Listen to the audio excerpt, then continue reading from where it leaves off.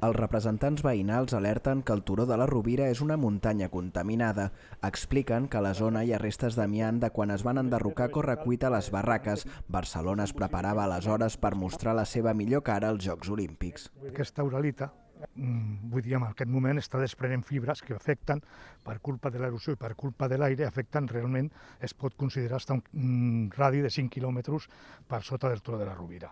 Això afecta sobretot el barri de Can Baró, situat just a sota. Per això reivindiquen una intervenció definitiva i prioritària. S'han fet actuacions puntuals com aïllar l'amiant posant sauló als principals camins o amb sorra i vegetació als vorals, però els veïns de la zona consideren que són pedaços. Si es firmés el pla 3 turons, n'hi ha una solució que seria sense afectar a ningú, en plan d'expropiació i tal, començar la reforestació del parc dels 3 turons, començar-la en la zona que està afectada, perquè llavors realment quedaria confinada tota l'oralitat que n'hi ha a sota.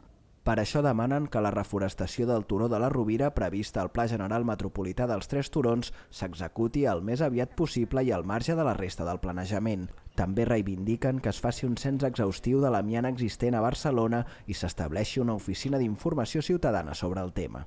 La gent ja comença a estar inquieta per aquest tema de l'amiant, comença a tenir coneixement del seu perill cancerigen que té, que és un cancerigen de primer nivell. Des de l'Ajuntament expliquen que les actuacions per posar fi a l'amiant al turó de la Rovira continuen. Aquest 2020 han contractat un servei de retirada de fragments de fibrociment en el marc de les actuacions de manteniment i inspeccions que van començar el 2019. El districte ha confirmat a BTV que en els propers mesos es duran a terme noves jornades de retirada d'amiant com les que s'han fet els darrers anys.